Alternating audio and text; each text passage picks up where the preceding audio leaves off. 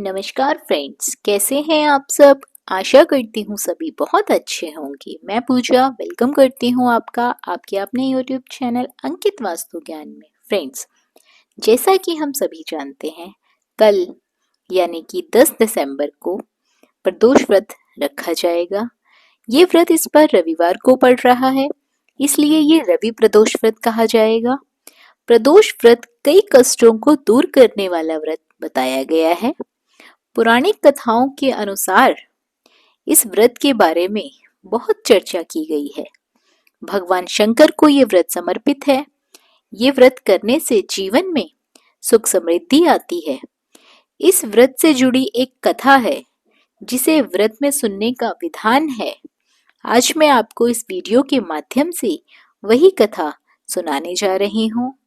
कथा को अवश्य सुनिए और कथा को पूरी सुनिए ताकि आपके घर में भी सुख समृद्धि आ सके, भोलेनाथ की कृपा आपके ऊपर बरस सके।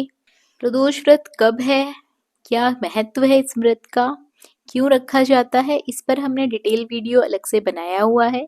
लिंक आपको डिस्क्रिप्शन बॉक्स में दे दिया गया है, आप वहां से वीडियो चेक कर सकते हैं। तो फ्रेंड्स, चलिए कथा शुरू करते हैं।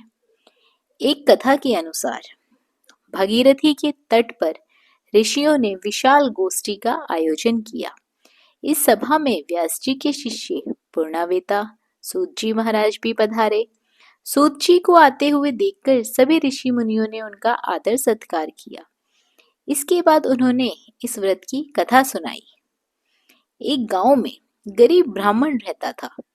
उसकी पत्नी प्रदोष व्रत किया करती थी। उसे एक पुत्र रतन था।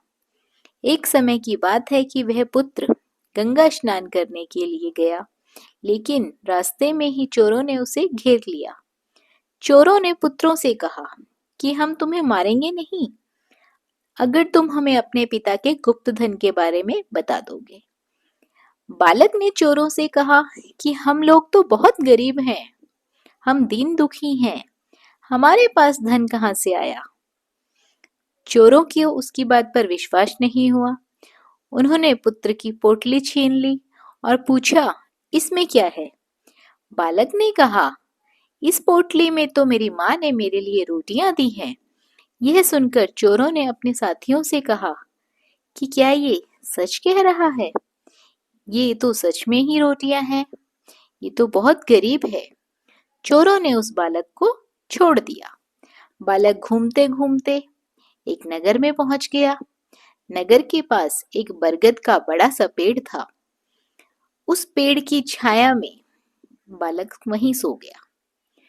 उसी समय उस नगर के सिपाही चोरों को खोजते हुए उसी बरगद के पेड़ के पास पहुंचे जहां वो बालक सो रहा था।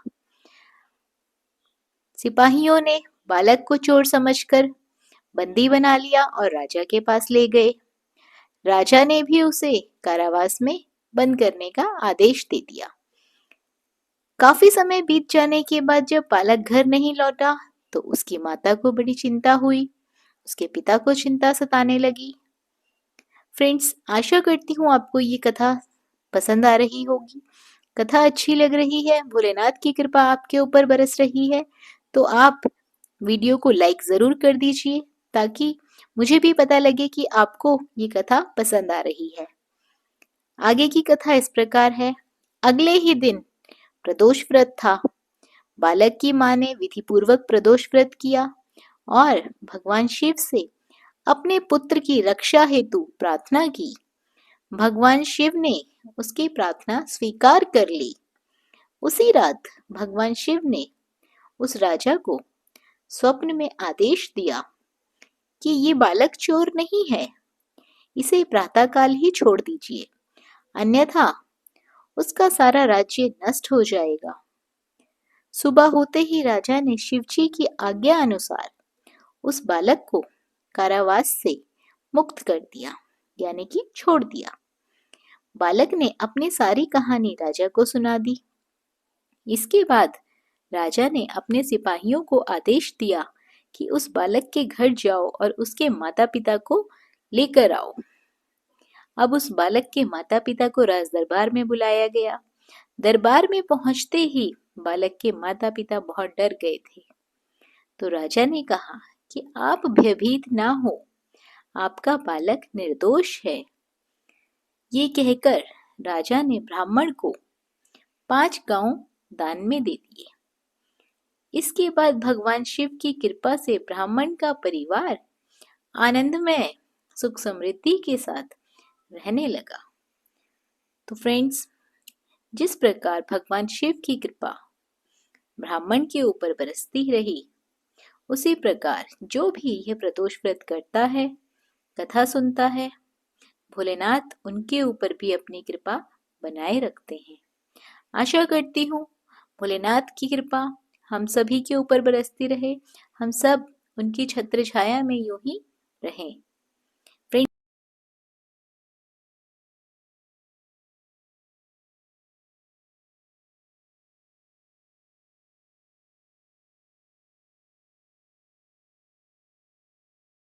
फ्रेंड्स, आशा करती हूँ कि आपको ये कथा ज़रूर पसंद आई होगी।